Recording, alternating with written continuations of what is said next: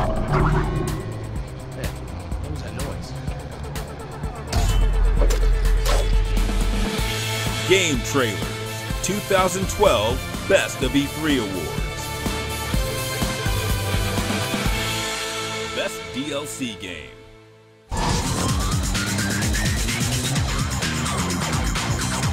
More and more, the industry is finding itself relying on downloadable games created by small, nimble teams to make up for its dearth of new ideas.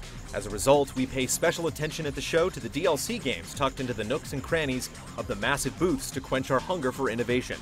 E3 2012 has revealed an industry well aware of the importance of breaking new ground to keep the industry thriving. And the nominees are Deadlight. We can think of several indie games that paint evocative pictures with light and shadow, but comparatively few harness these components to deliver unbridled horror. Deadlight looks to marry its distinct aesthetic with gameplay elements reminiscent of classic survival horror, and its E3 showing has certainly earned our attention.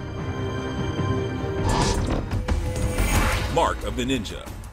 We grant that the creators of Shank know a thing or two about games involving the evisceration of hapless opponents by a heavily armed killing machine. Applying this expertise to a side-scroller that aims to replicate the assassination mechanics found in contemporary stealth games, however, is a much taller order. Yet what we've seen of Mark of the Ninja certainly inspires faith. The game's shadowy protagonist seems to have moves that even Altair or Batman would be envious of, with a look that's every bit as slick. Retro City Rampage.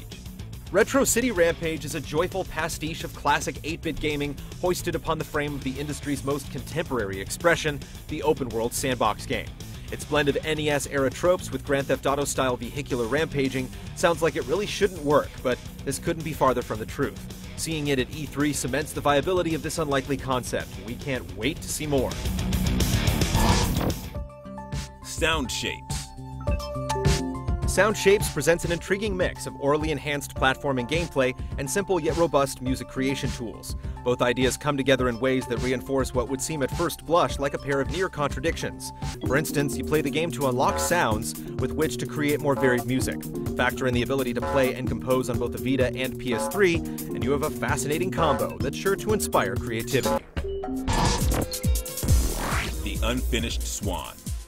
The main idea driving the Unfinished Swan is dazzlingly simple. You start out in a world rendered as a blank canvas and slowly reveal its features and contours by splashing it with paint. As it gradually starts to take form, new mechanics are introduced that go beyond the initial game of peekaboo, broadening the world in mystery. It sounds like a nice idea that's easy to dismiss, but after playing it at E3, it's clear that its promise has real legs. Many games flirt with the idea of exploration, but the Unfinished Swan isn't afraid to put it front and center. And the winner is The Unfinished Swan. Novel ideas are increasingly becoming the sole domain of downloadable games, so when something as fresh and unexpected as The Unfinished Swan comes along and makes waves in this arena, we can't help but take notice. The quiet, moody world that it's encouraging us to explore spatter by spatter is one that we simply can't wait to jump into. And as one of the more unique experiences at the show, it embodies the no boundaries attitude that has us adding virtual points to our accounts month after month.